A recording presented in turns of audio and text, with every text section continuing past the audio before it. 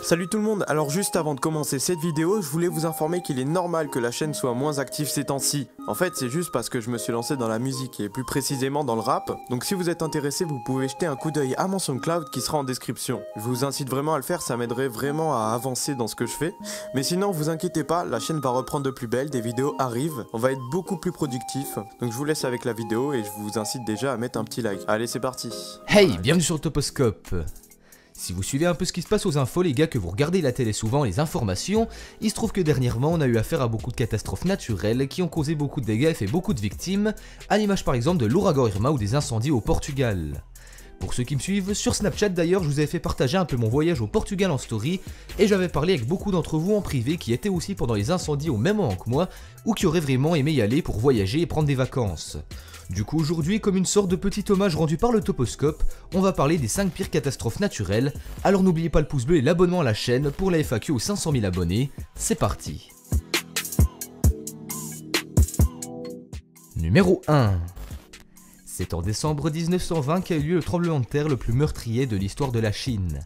Dans la région de Wuhan en Chine, un tremblement de terre de magnitude 8,5 sur l'échelle de Richter a fait plus de 300 000 morts. Ce tremblement de terre, absolument gigantesque il faut le dire, a dévasté toute la région et s'est fait ressentir partout en Chine, peu importe l'endroit où l'on habitait.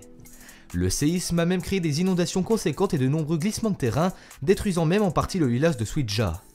Les conséquences de cette catastrophe ne sont toujours pas finies et à cause de ce tremblement de terre, l'hiver cette année-là en Chine a été bien plus difficile que tous les hivers précédents que l'on avait pu connaître jusque-là, en créant des famines et en gonflant par la même occasion le nombre de décès. Numéro 2. Le 12 janvier 2010, si vous n'êtes pas trop jeune, je suis sûr que vous en souvenez, Haïti a vécu le pire tremblement de terre de toute son histoire en ayant également plus de 300 000 morts. Ce dernier a touché l'île où se trouve Haïti mais aussi la République dominicaine. La région, dans les mers, est connue comme étant extrêmement pauvre et sous-développée. Le gouvernement haïtien n'avait pas les moyens de gérer cette crise ni de venir en aide aux pauvres sinistrés et citoyens de l'île. Les habitations et les infrastructures du pays ne sont pas très solides et ont été facilement détruites par le séisme et la catastrophe naturelle. S'il n'y avait pas eu un grand élan de générosité avec l'aide humanitaire mondiale, je pense qu'aujourd'hui une grande majorité de la population haïtienne n'aurait pas d'endroit où vivre à l'heure actuelle. Numéro 3. C'est le 26 décembre 2004 qu'a eu lieu une des catastrophes naturelles les plus lourdes de conséquences de l'histoire. Un violent séisme sous-marin a eu lieu au large des côtes indonésiennes dans les bas-fonds de l'océan Indien. Ce séisme a eu pour effet de causer près de 20 tsunamis qui ont ravagé les pays côtiers de l'océan Indien. Plus de 250 000 personnes ont perdu la vie sur les côtes indonésiennes à cause de ces fameux tsunamis justement. Le séisme a atteint 9,3 sur l'échelle de Richter, c'est le plus haut depuis le début de la vidéo, et il a tellement été puissant qu'il a été ressenti jusqu'en Alaska. L'onde de choc a fait même plusieurs fois le tour de la Terre et les dégâts n'ont pas été ressentis jusqu'en Indonésie seulement. Tout l'océan Indien a été touché et 14 pays ont dû affronter le tsunami, même l'Afrique du Sud qui a dû protéger ses côtes face à ce tsunami, cela a quand même été efficace puisqu'on ne comptabilise que 8 morts en Afrique du Sud. Numéro 4.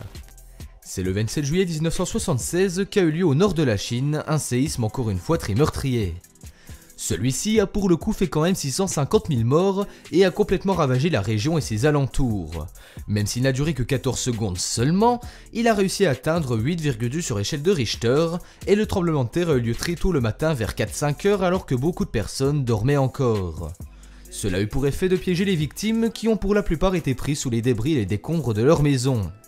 La région de Shenzhen où a eu lieu le séisme n'était pourtant pas connue pour ses tremblements de terre réguliers et donc les bâtiments qui y étaient construits n'étaient pas aussi résistants que prévu pour de telles catastrophes naturelles. La Chine, le pays, a donc ensuite refusé toute aide étrangère pour reconstruire la région. Ça a pris beaucoup de temps et beaucoup d'efforts notamment pour tout remettre sur pied, mais aujourd'hui, la région et ses alentours ont été rebâtis avec même un monument dédié à la mémoire des victimes. Numéro 5.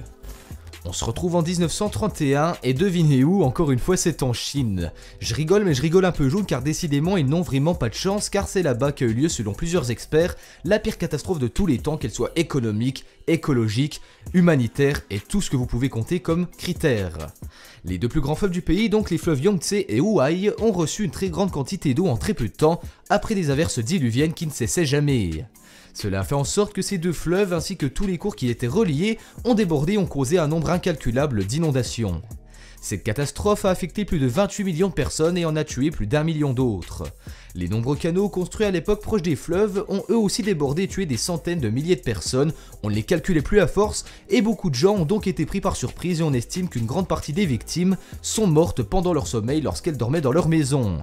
Ces inondations ont aussi eu d'autres conséquences qui ne sont pas négligeables, car elles ont ravagé les plantations et les récoltes et ont amené du coup une très grande famine dans tout le pays, qui à elle seule a tué plusieurs millions de personnes supplémentaires.